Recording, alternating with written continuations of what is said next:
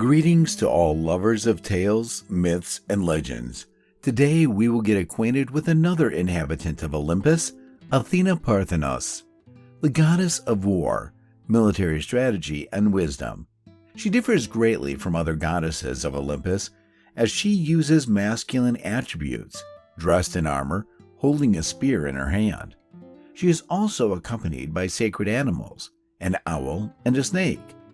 But Athena Pallas is not only distinguished by her wisdom from all other immortal gods who live on Olympus. Not only that, from her birth, she loves military pursuits more than anything else in the world. But also that, unlike other immortals, she had no mother. She did have a mother, but at the same time, she did not. Athena Pallas was born to her father, the mighty thunderbolt Zeus, and this is how it happened. Zeus has long ruled the world, and there is no one who could rival him in power. But all this time, the great thunderbolt was not calm in his heart. The goddess Gaia predicted to him that the fate of his father, the great Kronos, awaits him. Like his father, he too will lose power over the world. The wise goddess said this, and it was possible not to believe her. The mighty Titan Prometheus constantly asserted this. Do you think, new rulers, that you will be blissful in the world forever? But didn't I see how 2 Titans fell from Olympus? And I will see the third one fall soon. Zeus, in vain, asked Prometheus to reveal to him the fatal secret. Who, among his sons, will overthrow him from the throne, and when he will be born? But Prometheus persisted. Let him hurl as many lightning bolts as he wants. Let the entire sky mix in a white-winged blizzard and destroy everything to the ground. He will not break me, and I will not say who will take away his power. So, what was left for Zeus to do? He decided to defend himself as he knew how.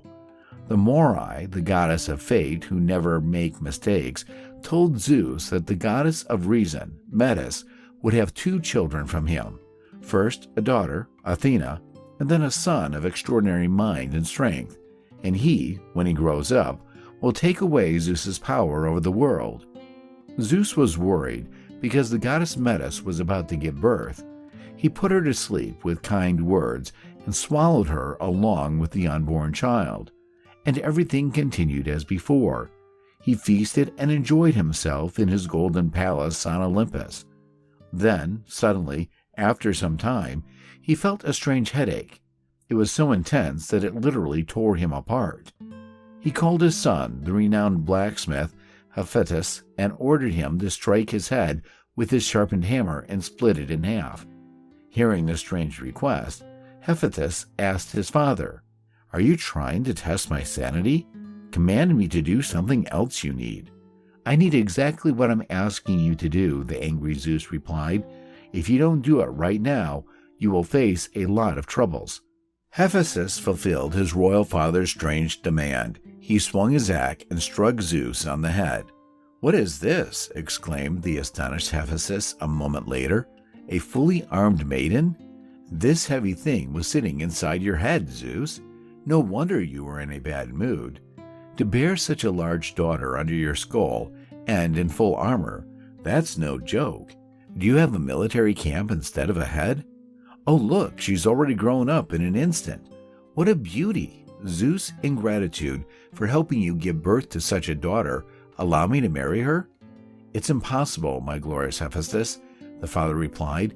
"She will never get married and will want to remain forever a maiden." "It's a pity," said Hephaestus, "but if you don't object, I'll still try to deal with her."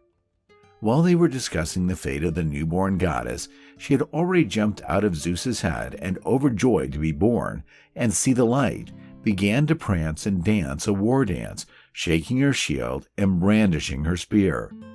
Looking at his warrior daughter, Zeus replied to the blacksmith, "I'm not against it, but I think it won't be easy for you." And so Athena was born, but she was not only renowned for her martial courage in defending all who were unfairly treated.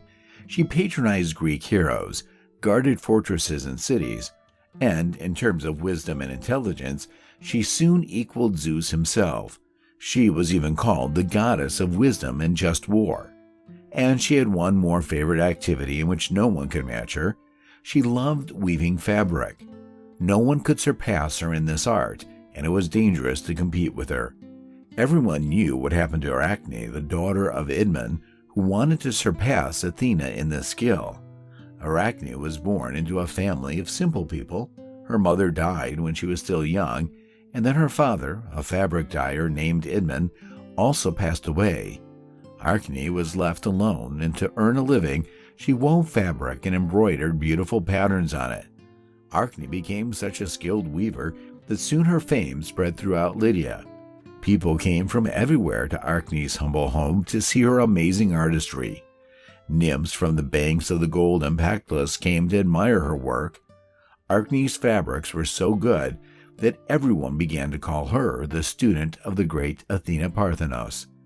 But Arachne knew that there was no one in the world who could match her skill, and she had no intention of sharing her fame with the great goddess. One day, proud Arachne exclaimed, "Even if Athena Pallas herself came to compete with me, she still wouldn't defeat me. I'll wager anything on it." Athena heard these arrogant words, and disguised as a stooped, gray-haired old woman, she appeared before Arachne and said, "Oh, Arachne, Arachne, never be proud of what the great gods have given you. And remember, there is one good quality of old age. Experience comes with age. Listen to my advice, Arachne. Strive only to surpass mortals with your skill. And if you ask the goddess for forgiveness for your bold words, she will forgive you." But Arachne did not listen to the wise advice. She let go of the fine thread in her hand and angrily exclaimed, "I don't want to listen to your teachings, foolish old woman. Read them to someone else and leave me alone. I know myself what to do and what to say. Why doesn't Athena come? Is she afraid to compete with me?" "I'm here," Arachne, the goddess, couldn't hold back, and took her true form. Everyone bowed before the mighty goddess, greeting her. Only Arachne stood silently and didn't even bow her head. The great goddess blushed with anger and said, "Well then, if this proud weaver doesn't want to humble herself before the great goddess, then she shall pay for her pride." And so the rivals stood on opposite sides of the loom. Through the fabric, and the competition began. The majestic Acropolis of Athens was woven by the goddess on a beautiful fabric. She depicted her long-standing dispute with Poseidon on it. When they could not decide who had more power in Attica, Zeus himself and 12 other gods settled the dispute. Poseidon raised his sparkling trident, struck the rock, and a salty spring gushed forth from the lifeless stone. Opposite him stood Athena, in her helmet with her shield and aegis, in her armor with the head of Medusa Gorgon in her center and snake on the edges. She raised her spear, shook it, and deeply plunged it into the ground. A sacred olive tree immediately grew from the earth. The gods awarded the victory to Athena and acknowledged her gift as stronger than Poseidon's. Then a city grew on that spot, which was since been named after Athena. That's what Athena wove on her fabric, and in the corners of it she depicted how the gods punished humans who tried to compete with them.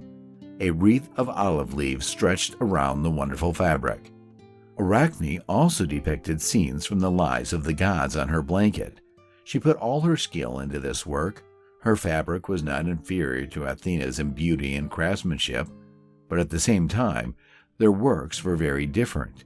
If Athena showed the gods in all their greatness and power on her fabric, the gods of Arachne were just as sinful and weak as ordinary mortals, and it was evident how Arachne felt about them: disrespectful, mocking, and even contemptuous.